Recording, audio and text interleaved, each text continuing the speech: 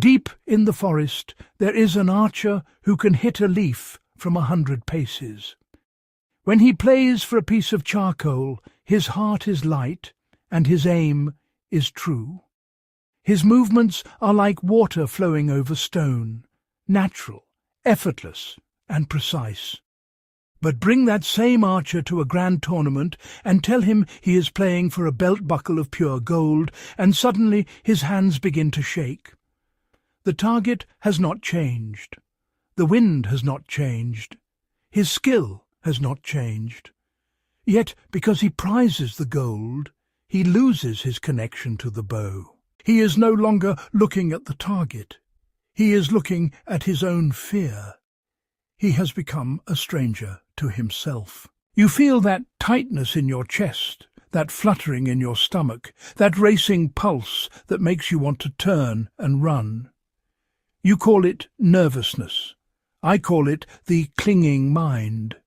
You are nervous because you have already left the present moment. You are living in a future that hasn't happened yet, chasing a gold buckle of success or fleeing a charcoal of failure. When you care too much about the outcome, you lose your power over the process. You become a slave to a phantom. Look at the birds.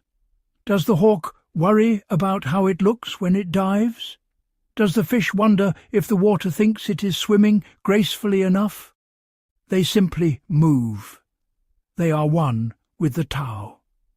You, however, have built a wall of shoulds and musts around your soul. You think you must be perfect. You think you must not fail. But what is failure? It is just a word humans invented to describe a path they didn't expect to take. To find your way back to calmness, you must practice the fasting of the heart. This is not about food. It is about emptying the mind of its heavy baggage. You are carrying the weight of other people's opinions, the weight of your own expectations, and the weight of 1,000 what-ifs. Drop them. When the boat is empty, it crosses the river with ease. When the boat is full of cargo, it sits low in the water, heavy and prone to sinking at the slightest wave. You are currently a boat piled high with useless things. Imagine a mirror. A mirror does not get nervous when a reflection passes before it. If an ugly face appears, the mirror does not recoil. If a beautiful face appears, the mirror does not try to hold on to it. The mirror stays exactly as it is, clear, still, and receptive. Be the mirror. Let the situation pass through you, but do not let it stick to you. If people judge you, that is their reflection, not your glass. If you stumble, that is just a movement in the dance, not the end of the song. You worry because you think you are in control. This is the great delusion. The world is a vast, turning wheel, and you are but one spark in a great fire. When you realize that you cannot control the wind, you stop fighting it and start using it to sail. Nervousness is the friction caused by your ego rubbing against reality. If you soften your ego, if you become like the unwrought pot, the friction disappears. There is nothing for the world to grab onto. When you feel the shadow of anxiety falling over you, stop. Do not fight the feeling, for fighting a fire with a fan only makes it spread. Instead, sit and watch the breath. The breath is the bridge between the world and the spirit. It requires no effort. It happens by itself. In this moment, right now, are you okay? In this single breath, is there a crisis? No. The crisis is always 5 minutes away or 2 years ago. In the now, there is only the air, the light, and the quiet truth of your existence. We spend our lives trying to be useful, like a straight tree that is destined to be cut down for timber. We worry about our value and our performance. But look at the gnarled, twisted tree that grows on the edge of the cliff. No carpenter wants it. It is useless for furniture. And because it is useless, it is never cut down. It lives for 1,000 years, stretching its branches toward the clouds, perfectly at peace. When you are nervous, you are trying too hard to be useful, to be significant, to be noticed. Try, for once, to be useless. Be the twisted tree.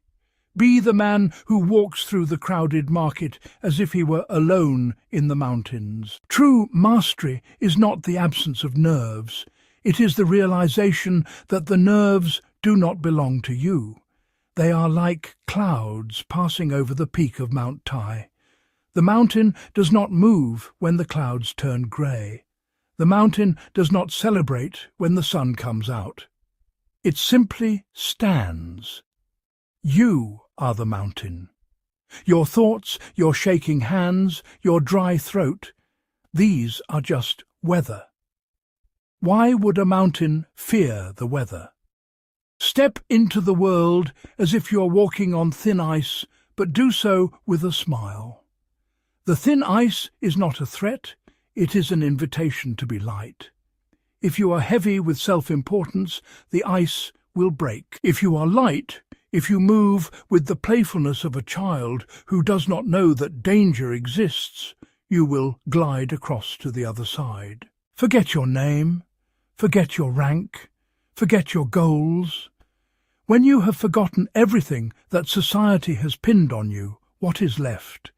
A pure, vibrating energy that knows exactly what to do. The master carver does not think about the wood. His hand moves where the grain leads it. The dancer does not think about her feet. She becomes the music. When you become the moment, there is no one left to be nervous. The actor vanishes, and only the action remains. So, when the time comes to speak, or to act, or to stand before the crowd, do not look for courage. Courage is just another form of struggle. Look for emptiness. Become a hollow reed through which the wind of the universe blows. If you are empty, nothing can hurt you. If you are nothing, you are everything. Trust the flow. Trust the Tao.